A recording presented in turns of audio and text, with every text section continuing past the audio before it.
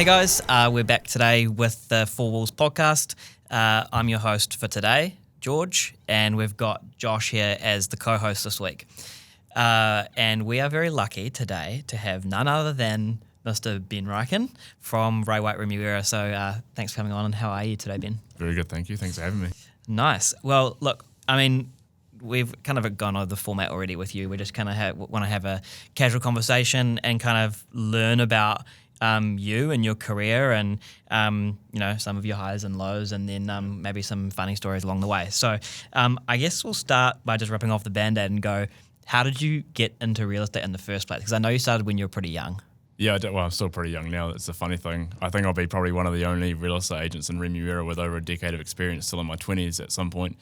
How I started in real estate, well, it's a pretty typical fell into it story, and as I've listened to lots of other podcasts with real estate agents over time, you sort of realise that no one actually plans to get into real estate. But I left school at the start of year 13, didn't want to do it, started working at a gym, didn't like that, early start, 5 a.m. start, and then got a job actually working in a factory for Karcher, water blasters, picking and packing. And still to this day, I tell people that was one of the most rewarding jobs ever because it was just so physically demanding. You're spending 8 or 9 hours on your feet, going home and feeling like you've gone to the gym.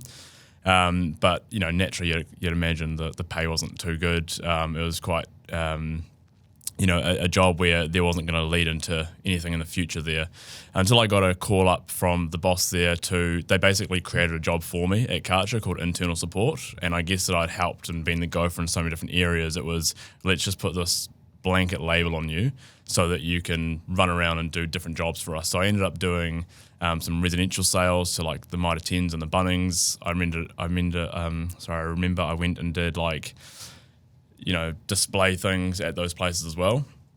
And I was also the person that you'd get on the phone when you rang 0800 Karcher, which I thought was always hilarious. It was me and this South African lady, and we both had headsets, and you'd click the button and you'd say, "Welcome to Karcher, Ben speaking." And so sort of from that role, I was already talking to lots of people. I was already problem solving with people that would call in with their issues. But the reason why I got into real estate was really my wife was doing her university degree at the time. I guess I was putting food on the table, and I went in for my first salary negotiation, and I'm obviously not going to talk about numbers, but it was $1,000 more for the next year. And I looked at the work I'd done over the past year, and I thought I'd grown heaps in the company. I thought I'd gone from here to there, impressed a few people. They'd created a role just for me. And I'd been working part-time at a cafe as well to sort of make sure there was a bit of extra money left at the end of the week to have a bit of fun with. And I just remember walking back to my desk after that conversation with the boss and thinking, am I going to have to wait another year for another $1,000 and a year after that for another $1,000? And I remember saying to her, "Can I have more?"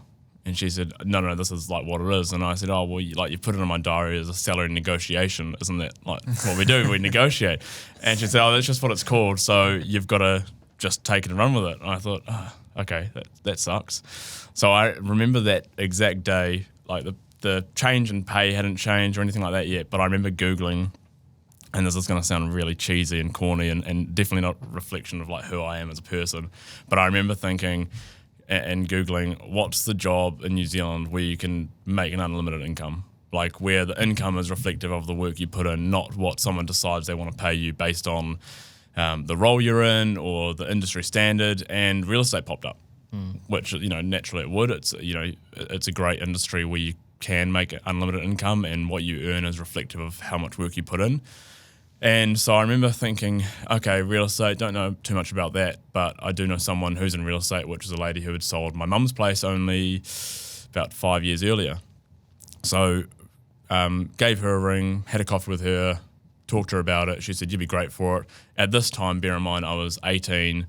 I had braces. I was pimply-faced. I just got married, and I certainly wouldn't have trusted myself with selling my house, back then. So I don't know what she saw in me and decided to say, you'd be perfect for it, whether she was just being nice and sort of saying, yep, we'll do. So ended up getting a cadetship with the company that she was at. And am I allowed to say like company names and stuff? Is it all good? Yeah, Cool. for sure. So I ended up getting a cadetship at Bailey's in Howick, and they'd just bought the professionals office there. So it was sort of like an office that wasn't a Bailey's office, but had been rebranded. And so a lot of the people were still of a different mindset, or the professionals mindset, which is still good to this day, but very different than what Bailey's represented. And the cadetship was essentially, we'll give you this much money per month for 6 months, a retainer effectively. Because I couldn't just go and start earning $0 because I had all the bills to pay. So we'll give you this much money per month. We'll take you to these training programs. We'll, put you under our wing essentially and help you sort of start your real estate career, which still exists to this day in lots of real estate companies. There's cadetships everywhere. And this particular one, though, I sort of went to the training and it didn't really sit right with me. A lot of the stuff that was being said, it was very it was quite salesy, which it would be. Like they're trying to get new recruits really into the mindset of like you've got to be talking to everyone, you've got to get people's information, like stuff we do day in and day out now naturally. But because I'm naturally an introvert, it was really hard for me to like understand that and just have a mindset change like on a 1 or 2 day training program. Like for someone who's an introvert and generally, I don't go into a party or a social scene and I want to talk to everyone in the room. It's hard to just go, great, I'll just be that person and I'll start up a conversation with a stranger on a train, for example.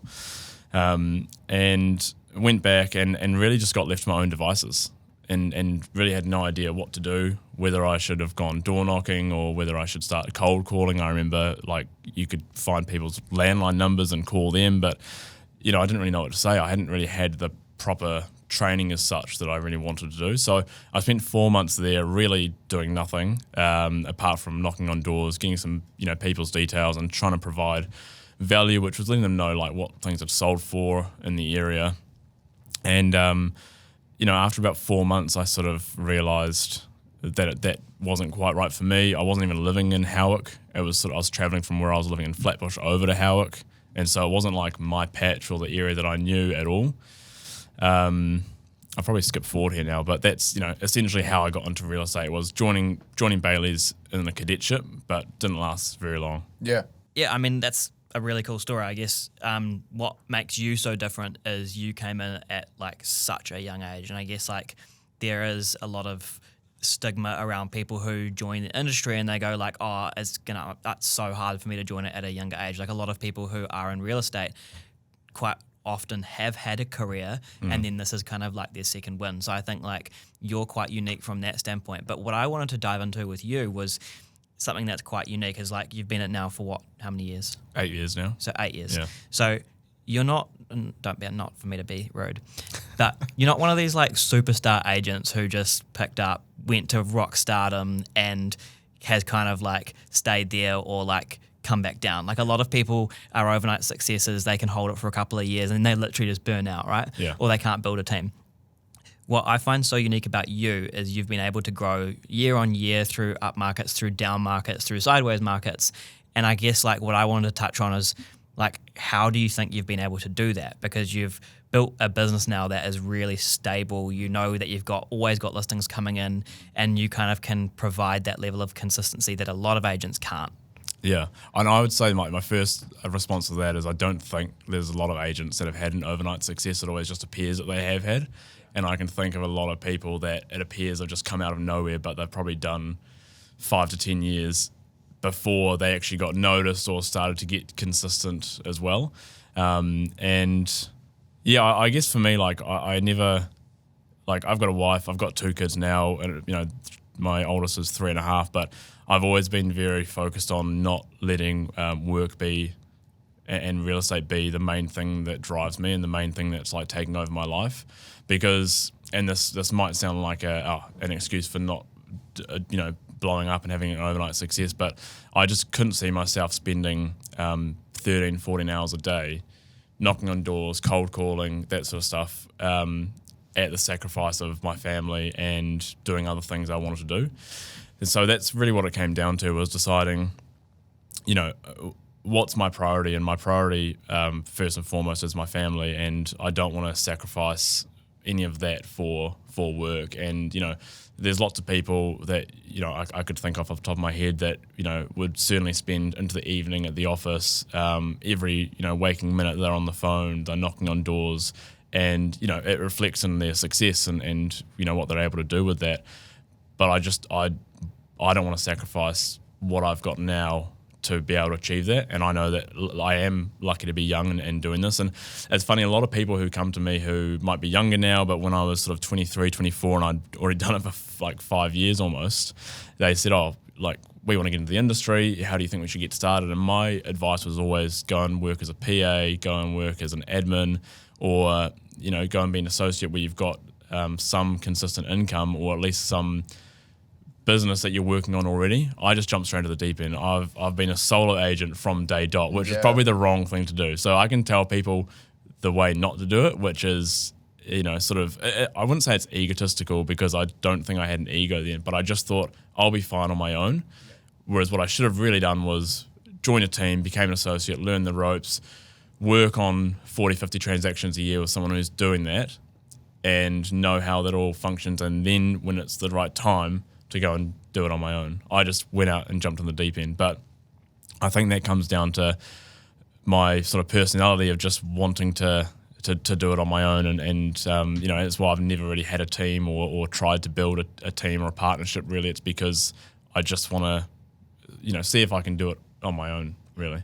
Which is very admirable, and it's a really cool story, like George is saying. Like, that's a really cool, unique thing that you have to bring to the table. Yeah, and I guess everyone always tries to go bigger and bigger and bigger, right? Where like you've got a pretty clear business model that's not the same as everybody else's, but is a sustainable business model in terms of for a real estate agent. Where and I like the fact that it's realistic as well. Totally. Like it's something that like those people that you're talking about. It's like, God, they must be like 2% of the population that can actually like do that on a foreseeable, on a regular basis, but.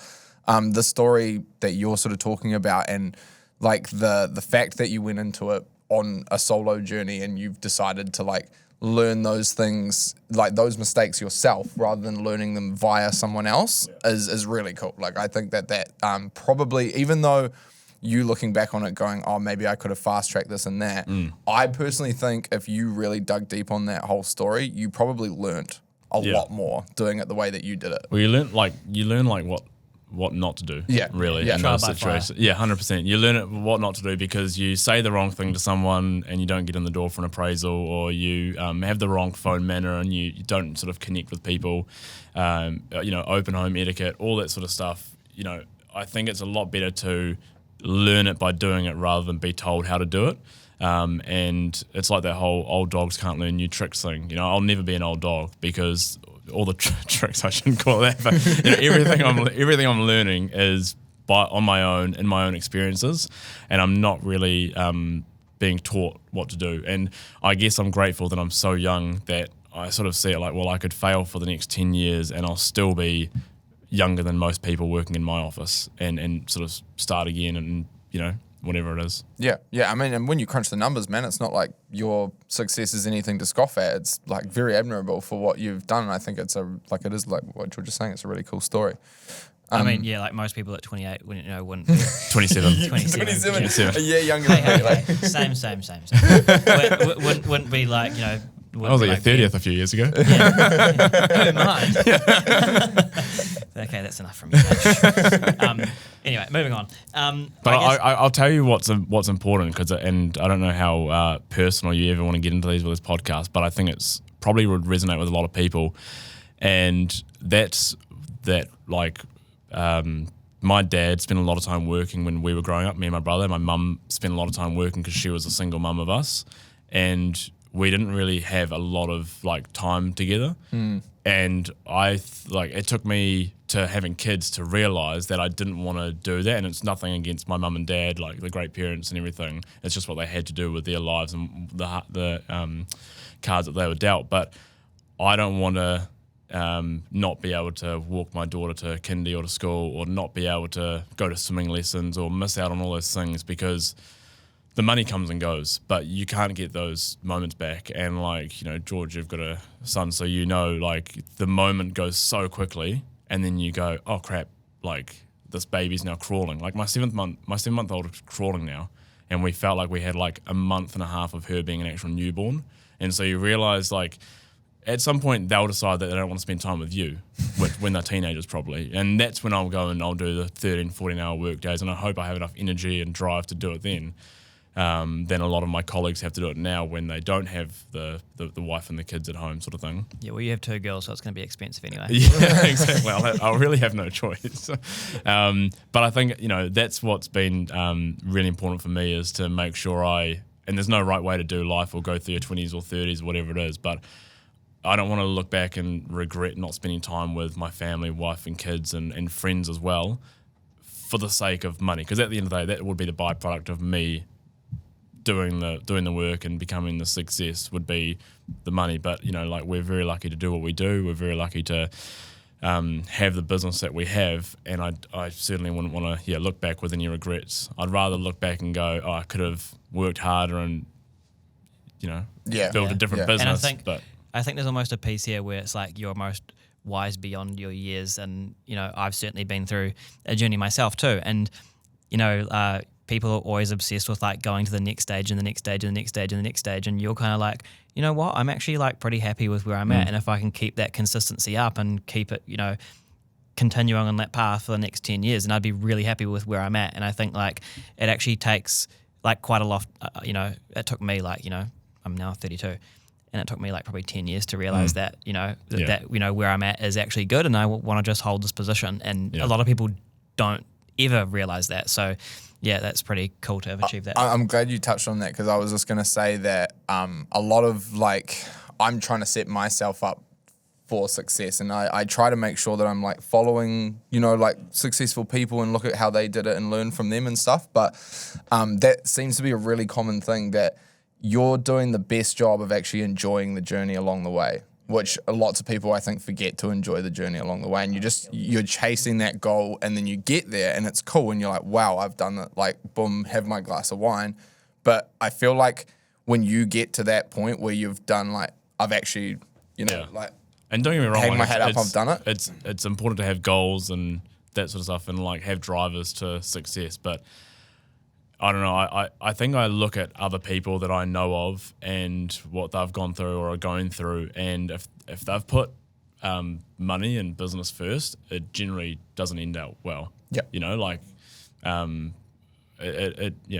I don't want to ever do that. I want to put family first, friends, and or health as well. Yeah. That's so important for me to be able to put that as a number one priority, and the business, sits there as well. Comes naturally as well, just grows as it grows. Yeah. Epic. I guess like the next point that we've got noted down, and we don't have many points noted down because I said we want to keep this casual, but we've got to have some sort of structure to and it. That's it. Yeah. But I guess like the next thing would be like, can you share with us any career highlights, like cool stories or funny stories that you've had along the way? Yeah, definitely. I mean, what's an interesting story is with real estate and being a real estate agent, we're service providers, and that's the most important thing. Is you essentially want to do everything you can to make your clients happy with both your service when selling the house, giving them a good result, always doing what you say you'll do at all times. And it's important to note the way I got to my current company was because I got called from someone who I'd sold a house for, and they said, we want to sell with you, but we want you to be at this company, and so on and so forth. And that's how I sort of got to where I am now, where I've been for over 6 years. And I've sold 5 houses for these people now. And that repeat like business, when people come back to you, is like the best feeling ever. Like more than the commission, more than anything, it's having someone go, we really like Ben, how he works, the way he handled everything, we're going to go back to him.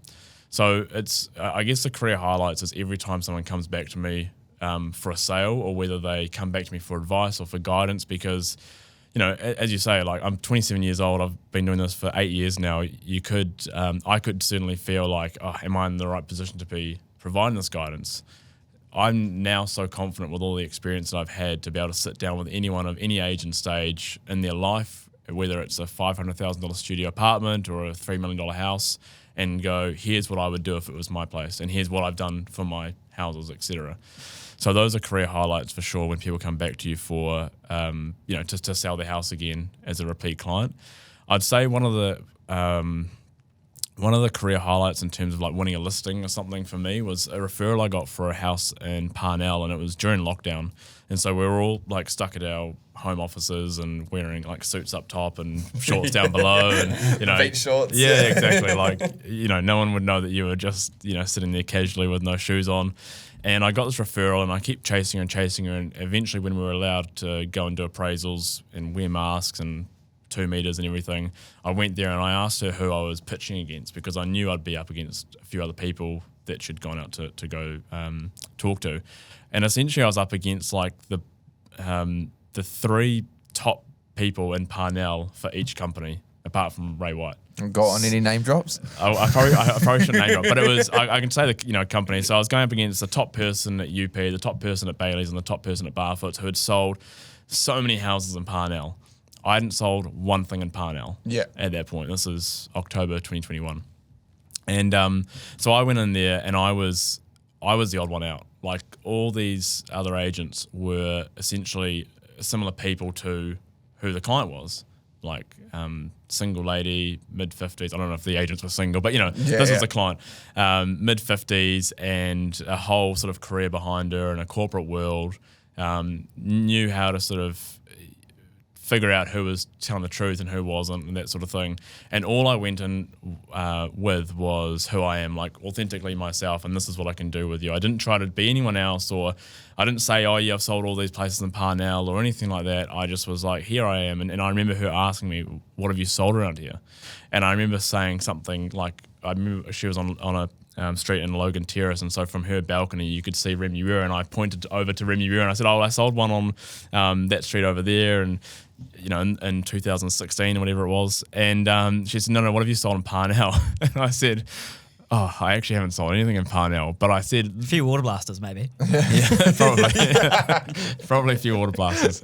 And I remember saying to her, but before she could even speak, it doesn't really matter what I've sold or what I haven't sold. What matters is like what I can do for you here. And essentially she was worried about my age, because the other people were all... Can you just remind us of your age at the time? That was 25? Yeah, 24, 25. Yeah. And, probably a little bit less like tired and exhausted looking from all the kids and stuff. So we had one at the time. But yeah, I remember her saying, like, I'm just concerned about your age. Are you going to be able to gel well with the people that are coming through? Do you know what they're going to be like, what they're going to say? And I sort of just kept, like, not deflecting those questions, because what am I supposed to say if she says, I'm concerned about your age? I can't time travel, like it's like when someone says, oh, I have so much experience. And I go up against people who have like 30 years of experience or 25 years of experience, and what they'll probably throw towards me at is, Ben doesn't have as much experience. Well, I can't do anything about that. Like, until I'm there 25 years later, I can't change that. So I just focused on what I could do for her, which was just provide an amazing service and be really genuine with the people. And so I remember she called me, and it was like a Thursday, and she says, oh, it's between you and this other person. And I thought, okay, top 2, cool, but that doesn't mean anything until you get the listing, and a listing doesn't mean anything until you get the sale. So, real estate agents, we're really famous for spending our commission before we even get the listing. So that sort of attitude, like you get an appraisal and you go through the door and you're like, cool, what am I going to buy with this commission? Yes. That's what everyone tells me anyway. So I remember saying to her, can I just come back and see you? Like, it's really important that I come back and see you. She said, what for? I haven't decided yet. And I said, look, I've just got to come back and see you, but I have to tell you, like, in person. She was a bit like, oh, okay, yeah, sure, whatever, come on through. And I remember I was in the office. It was a Friday, because I was not dressed like this. I was in exercise clothes, and I whipped home, got the suit on, and went over to her house. And I just said to her, I just want to show you how I would tour a buyer through your house. Because I knew that what was important for her, after like reflecting on a couple of conversations, was what she was concerned about is that people wouldn't see like the nuances in her house that she had seen when she bought, like the things that she had fallen in love with. And I think that the age thing was because it was an older home. There was a lot of history to it. Like, it had like an original deed hanging on the wall from like 1890 that I wouldn't be able to like, I guess, pass that message across about how important it was in the Parnell area for her. Yeah. So it was the first time I ever did it. I don't know why I thought about this, and I didn't like ask anyone. I just thought this is the only way that I can get myself really to get that listing. And I said, you just pretend to be a buyer, and I'm going to take you through. And so we started at her front door, and I just started speaking about the things that she had been telling me about that she loved about the house. And about like 5 minutes in, she goes, stop, I'll go with you. And I was just like, oh, okay, cool. Nice. I had this whole like half an hour thing like in my head, and then go away and then wait another night and that sort of thing. And, I think the piece to pull straight from that is a lot of real estate agents will go in there and talk about themselves and what they can do for the property. Yeah. But not enough will just sit down, shut up and listen. 100%. And you obviously listened to her. You really did take everything in. Yeah. And then by you being able to regurgitate everything that you told her, she goes, oh, this guy's actually listening to me and is caring about me and wants to put me and my property first rather than trying to put him and himself and his commission first. Yeah, so 100%. like that's epic story to be able to pull something like that out of it. Yeah. So I ended up getting that listing and selling it incredibly well. I mean, obviously the market was hot in the end of 2021 and we had a pre-auction offer was brought forward. We had more competition at the auction, 5 or 6 registered bidders on a virtual auction, and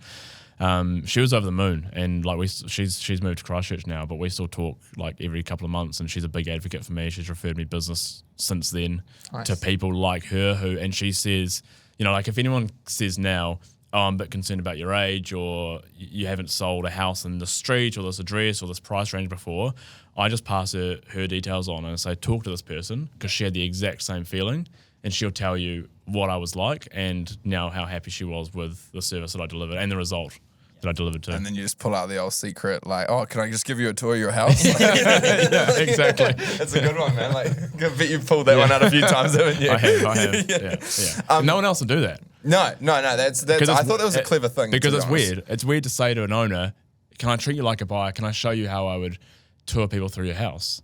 And we were doing like one-on-one inspections at the time because of COVID with masks and with 2 meter distances. So you had to really give them that level of service. Take them through, spend half an hour talking with them because your next one was booked for half an hour later anyway. So like you didn't want to.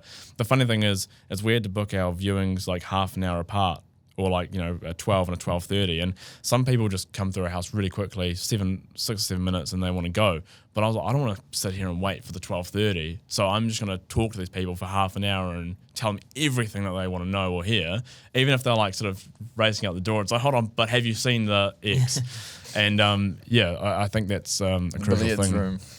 To do. So what we'll do is we're kind of running out of time now, so we'll start to wrap things up. But we were going to go into one piece of advice you'd give to a new real estate agent, but you actually already touched on that right at the start, which was kind of like join a team and, work up the ranks and get the experience from them. So we're going to move on to the next part, which is we ask the previous guest a question and then for the current guest, which is obviously you. Yeah. So we're now going to ask you the question that was left behind from the previous guest.